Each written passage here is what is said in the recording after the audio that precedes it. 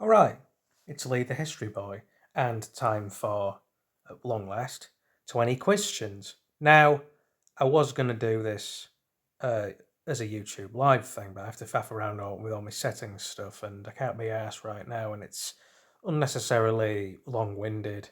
So, um, you'll see this when you see this, and for the I'm gonna I'm gonna wait what 10 seconds. Yeah, 10 seconds between each um you know asking each question and giving the actual answer. um that's like a prompt for you lot when you're watching it to answer basically. And I will get the hang of YouTube Live because it was my first crack at it. So much for the crack. So yeah, let's get to it. Okay, so Isur Danilovich was the original name of which American actor? Was it Kirk Douglas, Eric Bogosian, or Burt Young?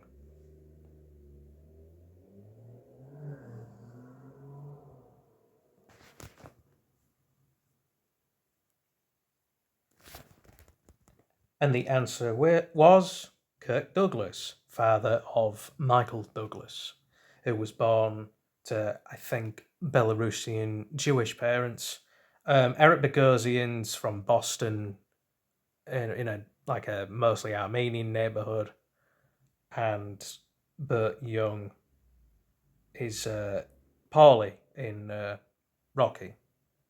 So, um, yeah, Bogosian's the only one in there that's actually going by his actual name. Kirk Douglas, of course, is the answer to the Isur Danilovich thing, and Burt Young is he's got a more Italian sounding name. Let's put it that way. I can't remember what it is.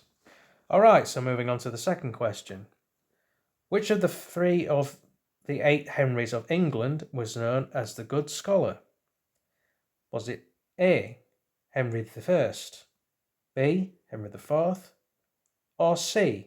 Henry VI?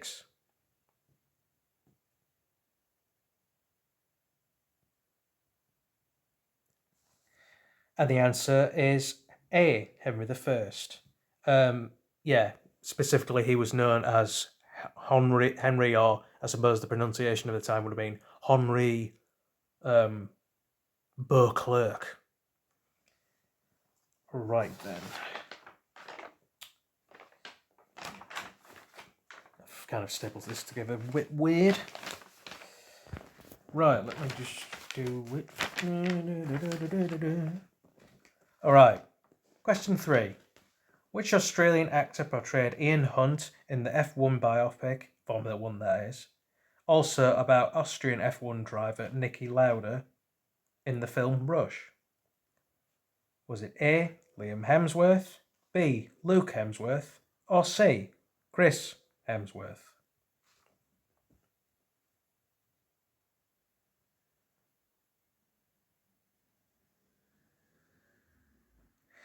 And the answer is C. Chris Hemsworth. I stuck Liam in there because of, because of my name, basically. And Hemsworth, that's a town slash village in between Pontefract and Selby, between sort of North Yorkshire way and West Yorkshire way, where my mum used to live. So I like the name. Bias, and there'll be a bit of bias in this anyway, a little bit further on. Anyway, let's get on with it. I think I'll be able to fill the 19 minutes of this. To do with recording limitation stuff on my tablet, and I really regret that I can't do it live. But yeah, let's just move the bleep on. All right. So, which musician is the son of an Allied serviceman? Is it Phil Lynott, Robbie Robertson, or Eric Clapton?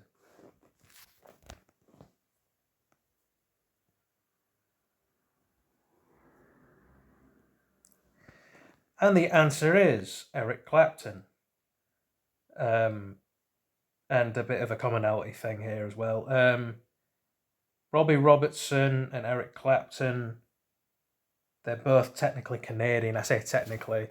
In Eric Clapton's case, because his biological dad was a serviceman from Canada during World War Two. Robbie Robertson was born during World War Two. He's from the Canadian band. The band. They're all dead now. The last one to die was Garth Hudson. There were like four members, but I know of three. Livon Helm, I think, was the first to die. Robbie Robertson in the middle somewhere, and then Garth Hudson. Don't remember the fourth bloke's name, but he was the. If you've seen my past stuff about like fun facts and stuff like that, and also, yeah, just to break off topic a little bit in between. There's an entry about Eric Clapton in the Hellraisers, book that I'm currently reading by Robert Sellers as part of one of the Let's Go Read a Book series. But Robbie Robertson is his biological father was a Jewish gangster from New York who died before he was born. And Eric Clapton is he's very Brit kind of Englishman rock. There are conflicting accounts in the book that I read about him in Hellraiser's thing. It says he's born in Ripley, Derbyshire, but then I saw a video of the actual grave site. Not grave site. No, not grave site. He's still alive. Yeah, the church where he used to go to be by himself as a kid, which is supposed to be in Ripley, Surrey. So he's from Surrey, but I suppose there's at least two Ripleys in England, let's say. Phil Lynott, from the Irish band Thin Lizzy. Last one of them to die was Gary Moore. Gary Moore's son is also a guitarist, like his old man. Phil Lynott is his father, who he never really knew, or I knew on and off, was Ghanaian. That's why he's black. That's why he's black looking, because he's black, essentially. He was raised a bit by his mum and mostly by his grandparents, sort of like Eric Clapton. Eric Clapton's mum was really young when she had him, so until he was about 8, he thought that his mum was his sister. Big sister, basically. But yeah, Phil Lynott is, Eric Clapton's the only one who was alive out of them, but the commonality I suppose they all kind of shared was that they never knew their, bio dads. All right, moving on to the next one. Paulie Yates' biological father, speaking of, turned out to be which game show host? Was it Bob Barker, Huey Green, or Bruce Forsyth?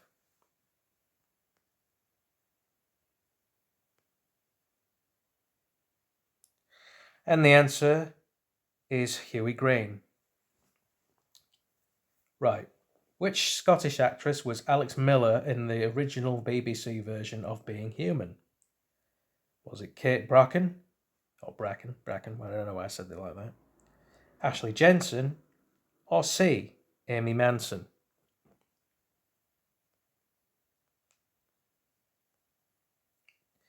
And the answer is Kate Bracken. Now, like in Thor, there is also kind of a commonality thing. There'll be a bit of these kind of commonality things. But basically, everyone, before I get to it, every answer apart from Jensen, the actresses of Being Human, Amy Manson was a vampire called Daisy. He was sort of a friend of John Mitchell in it, Aidan Turner. Um, but they're all Scottish. Ashley Jensen was in another BBC thing called Extras with Ricky Gervais. Anyway. Alright. And this is vaguely related, if you know you're being human. So, yeah, Damien Maloney is the title character in the revival of Bergerac. Who portrayed him in the classic series? Was it A. Brian Murphy, B. Johnny Flynn, or C. John Nettles?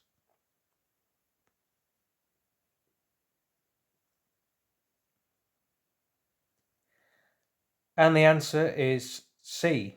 John Nettles. Now, again, there's a bit of a commonality thing here too.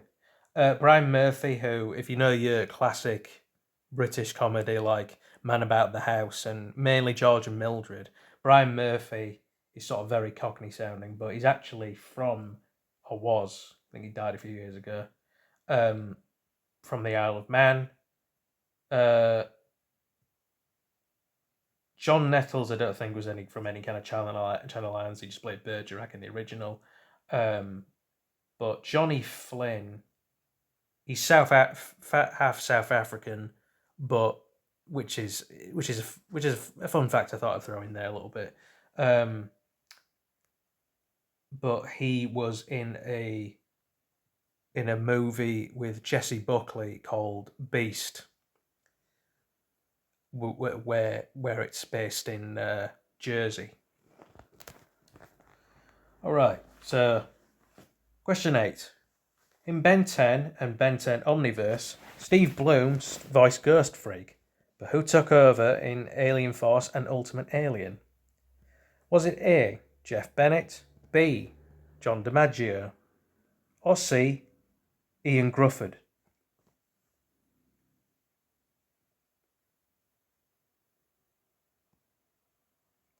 And the answer is Jeff Bennett. In fact, he's my favourite voice of that character of Ghost Freak. I really liked it when, well, in Alien Force he came back. Well, Ghost Freak came back. Well, not as Ghost Freak, but not Ben's Ghost Freak. But also he reappeared in one episode in the Ultimate Sacrifice. Ben's Ghost Freak, that is, in Ultimate Alien, and it was unmistakably Jeff Bennett's voice, which I really liked. But for some reason, he only appeared in one episode.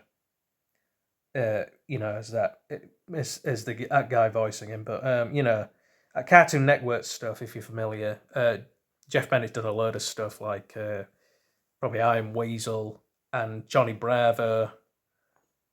I used to watch those when I was very little, like from the point I can barely remember. But I know Johnny Bravo.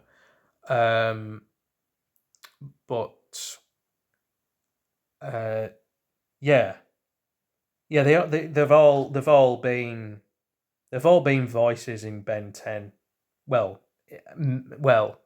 Alien Force and Ultimate Alien, but more Ultimate Alien. Jeff Bennett did some voices in there. John DiMaggio is Wrath, Ragnarok, Agrigor, Galapagus, which Ben scanned for the DNA for Terraspin, who for some reason sounds very different compared to the other Andromeda 5 aliens. I don't know why. I don't know why they made that decision. And Ian Grufford actually appeared in the same episode, Vendetta, that Ragnarok appeared in. And he was Kevin Levin's dad in a flashback. Right. Actually, yeah. And I might have to somehow do a part 2 of this, and then edit it all together. But this is my first try doing this. So, right. Which half-giant son of Odin is said to have wept openly at the Aesir god of beauty and light Balder's funeral, even going so far as to kick the dwarf lighting the pyre into it in an episode of drunken and grief-induced rage? Was it A. Bestler, B. Tyr, or C, Thor?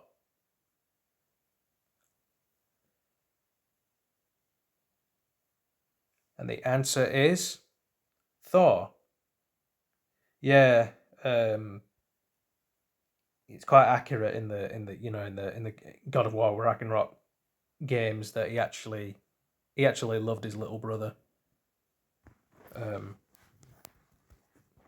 it's sort of a little nod, I guess, when if you played the game, that is, sorry to spoil it, where Emma, where Odin and Thor, Odin is teaming Atreus up with Thor, and Thor's sort of has a bit of a resentful conversation with his dad about Balder. Just a little nod to him.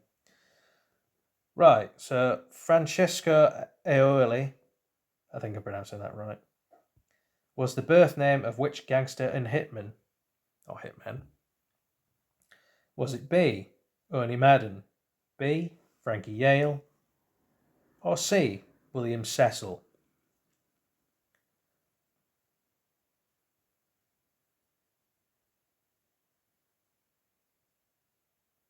And the answer is Frankie Yale. Ernie Madden is played famously, if you know your gangster films, by Bob Hoskins in the film The Cotton Club. He was from, well, actually, he was kind of from my neck of the woods near Leeds, but like the main streets of Leeds, not anywhere kind of nice like Armley or Bramley or anywhere like that, or even the posh end, Mainwood, where Captain Oates, the Antarctic explorer's from. Um, but he moved. He's of Irish descent, hence Madden. I think it's usually an Irish name. A lot for some reason. He moved. He moved when he was quite young to New York or Chicago, wherever, somewhere East Coast. William Cecil is an Elizabethan figure who may or may not have been an assassin, but he was like a spy. Him and his son were like spies for Elizabeth I. And I'm gonna stop the recording here and do the rest of it, and until I can sort out my storage stuff, and next time, which I aim to do in 2 weeks, make it a fortnightly thing, as it were. Um, you know, actually get this going live. Um, and I might also be doing a TikTok version of it as well. I mean, I couldn't be bothered with TikTok anymore, but that may change now. So stay tuned for more 20 questions.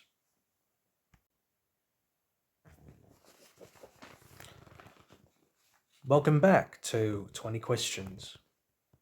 Louise Redknapp's maiden name was what? Healy, Roberts, or Nerding?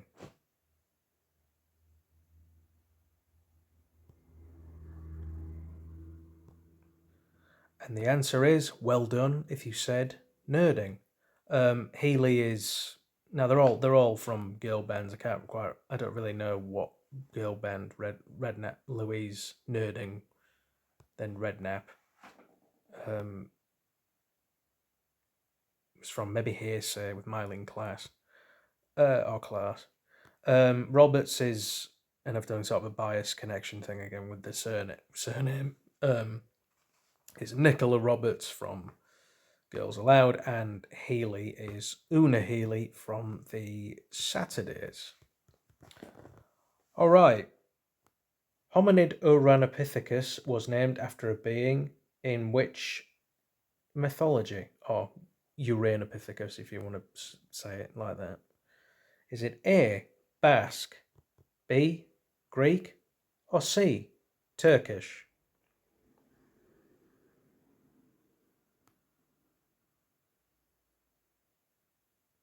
And the answer is Greek. The paternal grandfather of the Greek sky god Zeus. The Clash's frontman Joe Strummer was born in which city? Ankara, Nicosia, or Valletta?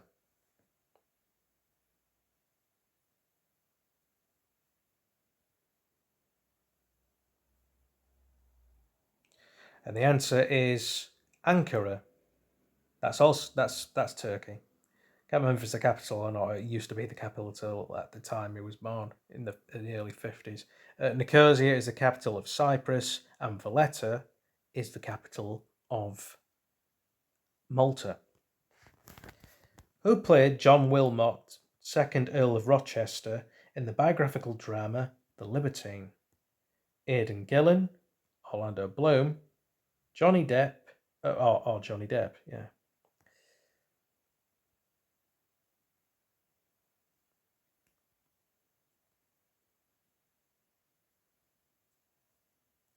And the answer is Johnny Depp.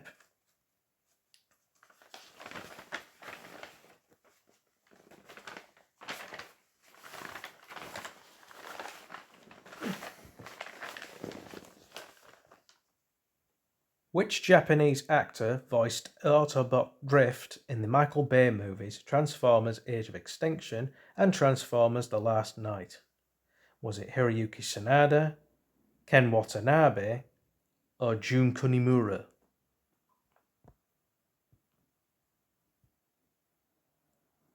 And the answer is Ken Watanabe, who was most famous for The Sands of Iwo Jima, a Clint Eastwood directed film from the perspective of the Japanese side of the not specific, idiot. It's like Del Boy. Pacific frontier, the Americans versus Japan towards the end of World War II. From that, it's some kind of admiral. Probably not Yamamoto, because he wanted to fight to the end. Ken Dodd, the comedian, was born where? Or from where? Was he born in Kirby? I think I pronounced that right. You know, for you fellow Merseyside dwellers out there. Toxteth or Knotty Ash?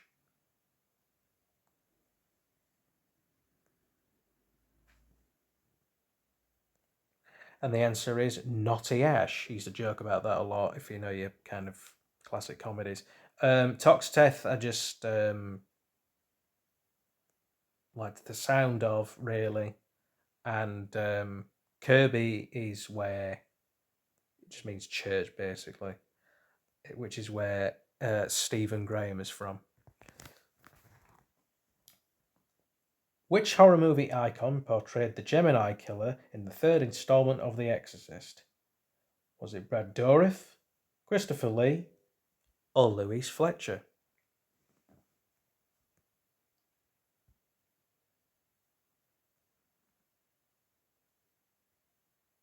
And the answer is Brad Dourif, and very terrifying he was in it too. I put all of them together, well, particularly Christopher Lee, because he was, of course, well, Brad Dourif was Saruman's snivelling, kizzling type,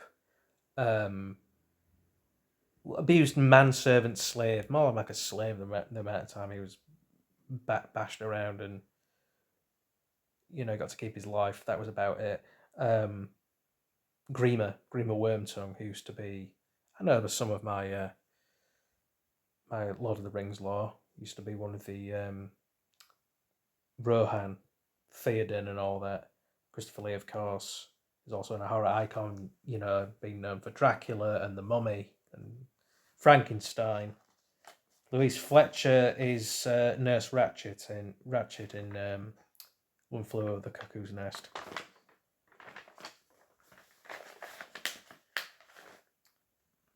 Right. The Trinity Killer is the serial killer pseudonym of which Dexter villain? Was it Ron Galuso, Arthur Mitchell, or Walter Kinney?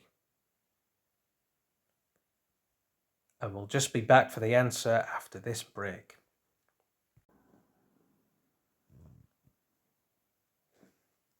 Hello, and welcome back to the first episode of 20 Questions after this break. I tried to do like a style of a break thing, even though it won't be that long. It'll be barely any time, maybe a few seconds to 10 seconds, depending on the break. You know, quotation marks, as I'm, was busy editing this and trying to kind of get past the data, which also dictates the amount of recording time I have. But enough of that. This is a post-break continuation with the last couple of questions. And before the break, I asked you, the Trinity Killer is the serial killer pseudonym of which Dexter villain? Now, is it Rongalusa, Arthur Mitchell, or Walter Kinney? And the answer is, well done if you all said this, fellow Dexter fans out there, Arthur Mitchell. Rongalusa is the creepy cannibal who was the fitness retail yuppie type, who had a kind of a very nice looking stew, but steaming in some kind of pot until we find out what it is. Walter Kinney is the tooth fairy. Killed prostitutes, took the teeth. Dexter was a fan of his as a kid, growing up and so on, reading about him, thought he was this mastermind, until he found out he was just somehow very lucky with not getting caught. You can goggle his name if you want,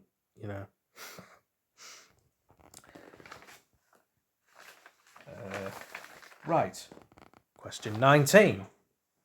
Salisbury is the former name of the capital of which of these African countries? Is it Nigeria, Zimbabwe, or Sierra Leone? Or Sierra, even.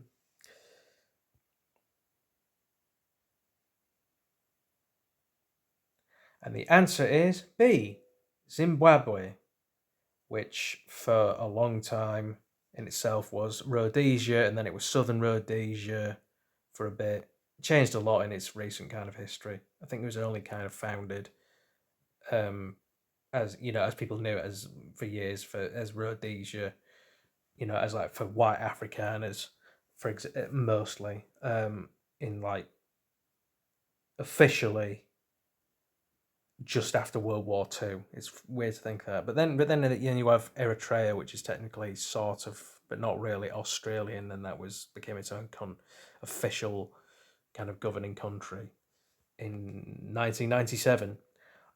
Nigeria's capital is Abuja. I used to think it was Lagos. Maybe for hundreds of years it used to be Lagos. For the Portuguese for lake. Afro-Portuguese, whatever. Stop rambling. Sierra Leone.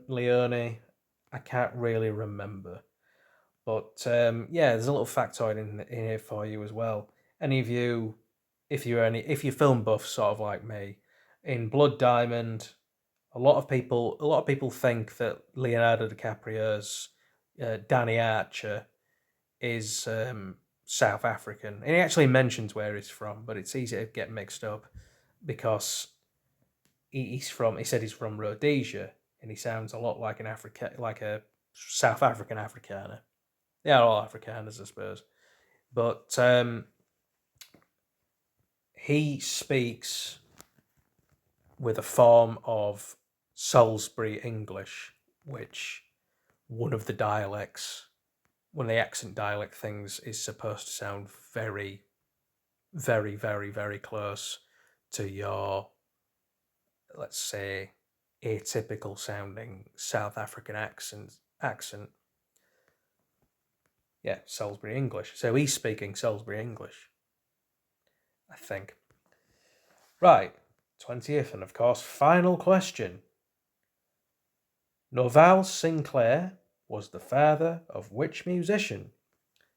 Was it Bob Marley, Mustafa Shakir, or Michael Manley?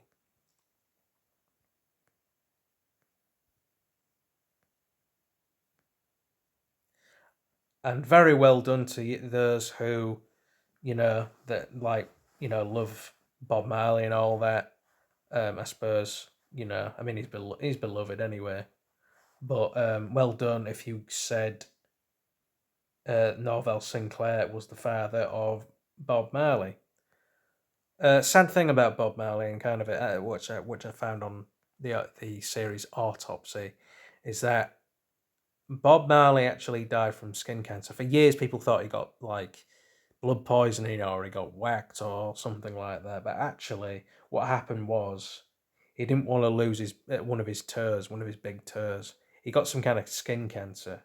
Norval Sinclair was a white man who also died of some kind of skin cancer. So he got the gene from his dad. Um, but he managed to live into his 70s. He was quite old. Actually, he was quite old when Barley was born. So poor Bob didn't grow up with a dad. He was largely an absentee, but um, old man Norval died somewhere in his 70s when Matt Bob was, I don't know, between the ages of 7 and 10. So didn't have a chance to really know him.